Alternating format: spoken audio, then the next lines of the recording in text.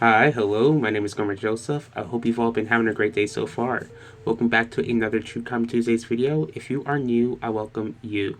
Today, I'll be discussing the unsolved disappearance of Johnny Gosch. As I researched this case, I found it to be very heartbreaking, but pretty strange.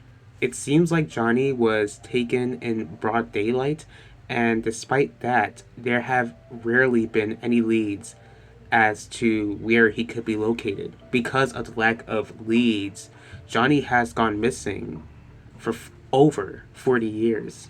Now, I encourage you all to do your own research with this case and not just look at my video for all of the information. Here we go. Johnny Gosch was born on November 12th of 1969 in West Des Moines, Iowa, to parents Noreen and John Gosch. Johnny was known to be kind and thoughtful, and as he grew older, he was able to become the local newspaper boy. Now, I don't know how, regular or like how normal it is to have local newspaper people nowadays, since, a lot of people don't really read the newspapers anymore, but for those of you who do need that sort of information, like the local newspaper person, usually like a newspaper boy, would just go ride on their bikes. But in Johnny's case, he would actually walk with a wagon. So they would either ride their bike, walk with a wagon, and just pretty much put newspapers outside of people's houses. On September 5th of 1982, Johnny is 12 years old at this point, and this is Labor Day weekend. Like I said, Johnny was the local newspaper boy, but he would not do it alone. He would usually have his father chaperoning him. And at this point, Johnny, he is 12 years old. Either, I don't know how like the school district was, so either he was already in middle school or he was about to go ahead and start junior high school, but he was beginning to feel a bit more independent. So he asked his father if he could hand out the newspapers on his own. And, he asked this the day before, September 5th, but his father denied his request. Earlier that morning, like really early, like somewhere in like 5 a.m., Unfortunately, Johnny left the house without telling either of his parents that he was leaving, because again, whenever he would be handing out the newspapers, he would have to let his parents know, and of course, he had to go hand out the newspapers with his father. But it seemed like Johnny, again, he was really, really eager to go ahead and hand out the newspapers without his father, so he just went on his own. What Johnny's parents didn't know, and according to witnesses, they would explain how they did spot Johnny speaking with a man who drove a blue two-tone Ford Fairmount and gave this man directions. Now, according to the witnesses, this is the last time that Johnny was ever seen. As the day went on, people were complaining about not getting their newspapers at the time that they usually do. Once again, Johnny, he did not notify his parents that he had left the house, so they assumed that he slept in. When his parents hear that Johnny, did not hand out the papers at all, they walk into his room and find that their 12-year-old son is gone. Now, Johnny's father, John, he walks out of the house, he scans the neighborhood, and he spots Johnny's wagon on the sidewalk, but there was no Johnny. At this point, John and Noreen are completely concerned, and they immediately call the police. Once the police are called, they begin this big search, feeling like Johnny was taken. When the day ended and they could not locate Johnny, they no longer felt like it was an abduction, but that Johnny ran away.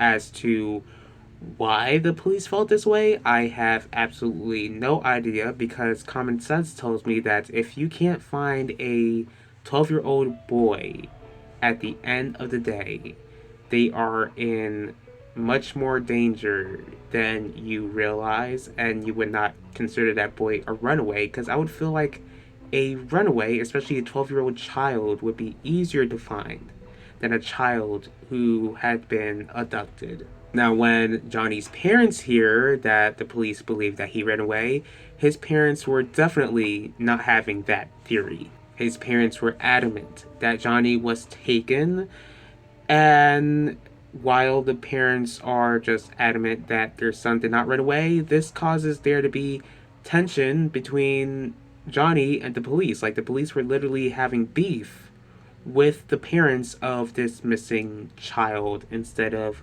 helping the parents to the best of their ability. Now, I'm going to go ahead and assume that the police changed their minds as to whether Johnny ran away, because they did make a composite sketch of a man who, was wanted for questioning. But the weird thing is that they didn't release this sketch to the public or to Johnny's parents. Like, again, these are Johnny's parents. They should really know the ins and outs of the investigation of their missing child. On top of that, wouldn't you want this sketch? Like, this man is supposed to be wanted. So wouldn't you want the sketch to be public so that a wanted man can be, recognized by the public? Now, of course, Johnny's disappearance affected his parents and those who knew him, but it really affected the neighborhood as a whole. Like, people were worried. Like, Johnny was taken in broad daylight and he was nowhere to be found, and still, like, nobody had any idea of who could have taken him. Parents in the neighborhood are on guard. Kids in the neighborhood are worried. Noreen and John still have no idea where their 12-year-old son is, so again, they are having issues with the police, and they really feel like they have no other choice but to do their own investigation. So Noreen and John proceed to take out money out of their entire savings, in order to go ahead and hire their own private investigator.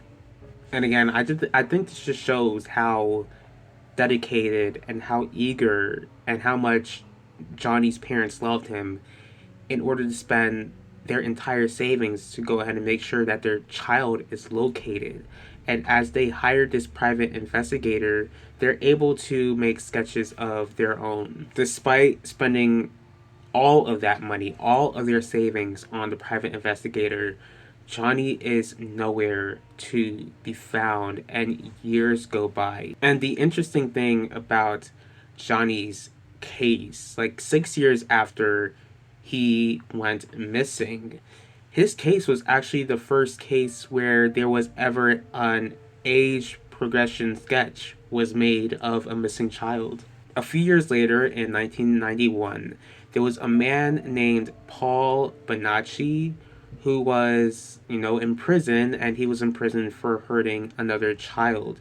While in prison, he claimed that he worked with this trafficking ring that took Johnny. From what I gathered, there was nothing that really came out of this, and it seemed like the police weren't able to confirm whether this was true or not. According to Johnny's father, John, the police didn't really check in with Paul at all after this confession, but John checked in with Paul, and I don't know what was really spoken about between the two men, but I just know that John did check in with Paul. But overall, it just baffles me that the police didn't make sure that his claims were accurate.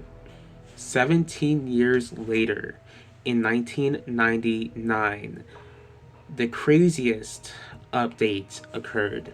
Johnny's mother, Noreen, claims that she received a visit from Johnny. The story that she states is that somebody came to the house, and this somebody is Johnny, came to the house with an unidentified man and just explained to Noreen about how after he was kidnapped, he was drugged and taken by traffickers, but yet, he was able to escape and had to keep a low profile. he would proceed to go, according to Noreen, he would proceed to tell her that he would not be able to get in contact with her at all in order to keep them both safe. That same year, some guy claimed to be kidnapped by the same people that Johnny said kidnapped him, according to Noreen, but it just turned out that this random guy was just lying and that he was in Omaha, Nebraska when Johnny was taken. As for Johnny's father, John, he divorced Noreen, and I'm going to assume that he divorced Noreen before she stated the story, because John does not believe Noreen's story at all. He doesn't believe that the visit ever happened, or he believes that somebody tricked Noreen into thinking that she was speaking with Johnny. So if it didn't happen, again, I don't know Noreen's intentions. I don't know how her mindset was back then. Maybe she did meet with somebody, maybe she was dreaming. I have no idea. I wasn't there. About 7 years later, in 2006, Noreen spoke to the media how these horrific photographs were left at her doorstep of these 3 boys who were tied up, believing that one of them was Johnny. When the police saw these pictures, the police didn't believe that any of the boys were Johnny at all, and they believed that this was a cruel prank against Noreen. John is unsure whether Johnny will be found, but Noreen still has hope that Johnny will be found, whether he is still with us or not. If you are watching this video and you have any information at all, I encourage you to be a snitch. Please call 911 or call the West Des Moines Police Department, which is 515-223-3211. There is a $400,000 reward. If Johnny is still alive, then he would be 54 years old. I do pray that whoever did take him, if these monsters are still alive, I do pray that they would repent of their sins and trust in Jesus Christ alone to save them.